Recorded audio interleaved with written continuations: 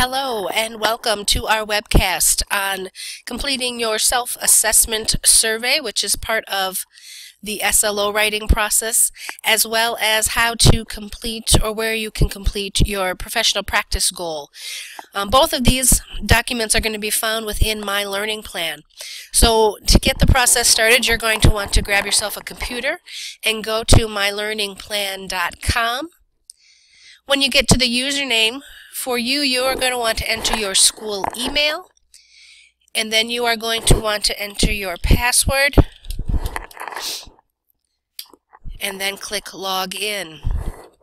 What you should then get to is what is the dashboard on My Learning Plan.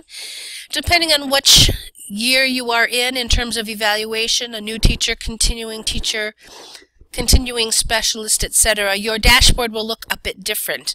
But what we would like you to go to is under your dashboard, you should have something that says Teacher Professional Goal Planning, Goal Setting Plan, or it's going to say Specialist Goal Setting Plan. And underneath Action there is a blue link. Please click on that blue link, and it will open up your goal setting plan. For today,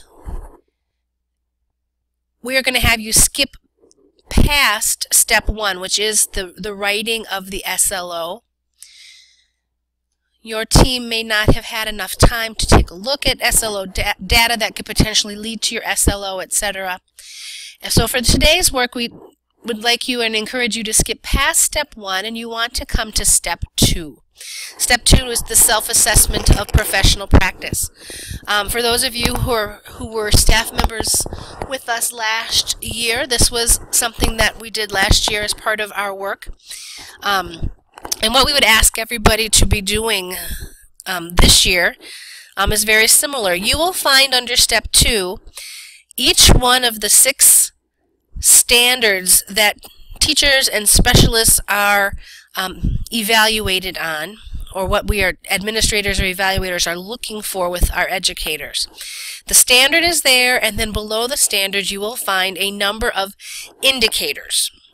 What we are asking each one of you to do is read through those indicators, and if you find that there is an indicator that is one of your strengths, we would like you then to click on the box next to that indicator that says this is an evident area of strength for you.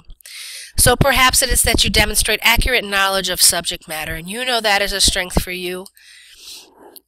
And you are going to then highlight that you believe it is a strength, and then there's an enter reflection.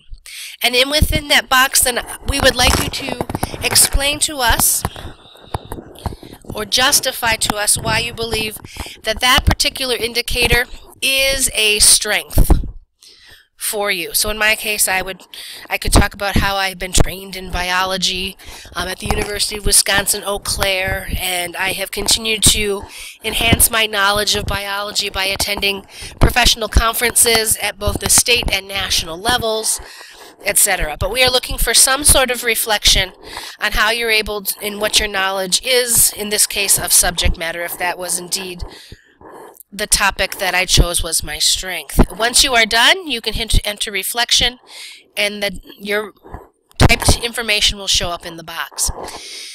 Within that same standard, we are also asking you to identify what you believe would be an area for growth for you, something that you could still be working on or working towards.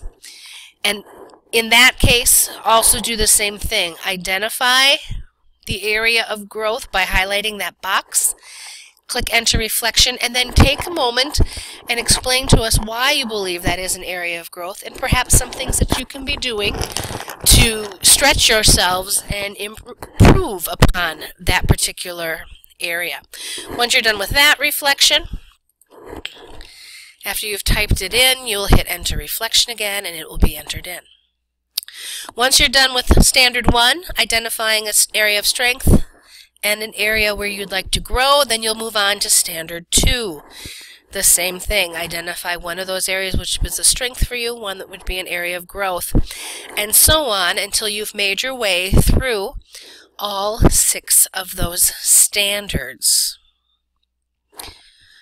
once you are done with those 6, the other piece to this would be step 3 on this document, and that would be your professional practice goal.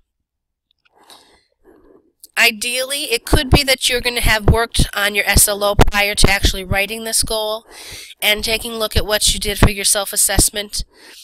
And this statement says to develop one professional practice goal that, when aligned to the SLO, may increase a student's learning. You may choose to perhaps do a professional practice goal that stretches you a bit more, and it might not necessarily be aligned to that SLO.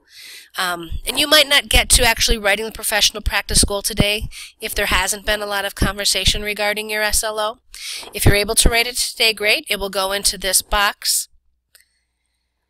If you have any information to add to that professional practice goal or add to your self-assessment, you can add artifacts here. Really, these 2 areas would be for anything you're going to be submitting or including with your SLO. What we would ask you to do is, you're not ready to submit this document because the whole thing gets submitted until you have completed the SLO portion. What we would like you to do when you are done with the self-assessment and potentially the professional practice goal is have you please click Save, and it will save the work that you have completed. But then you would still have access to this document when your team is in the process of writing the SLO and you're entering information in here, or if you decide to create an SLO using our new EduClimber program, then you would be able to still have access to this document to upload the information from EduClimber into this system before you hit submit.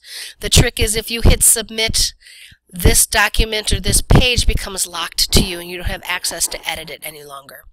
So until you are ready to actually submit this to your evaluator, please make sure you are clicking Save, and it will save the form but still give you access to it. Hopefully this gives you an idea of what we need you to be working on during in-service on September 30th. You're going to work on, again, your self-assessment. Please make sure that you are identifying for each standard that area of strength as well as an area of growth, and making sure that you do reflections for each one of those.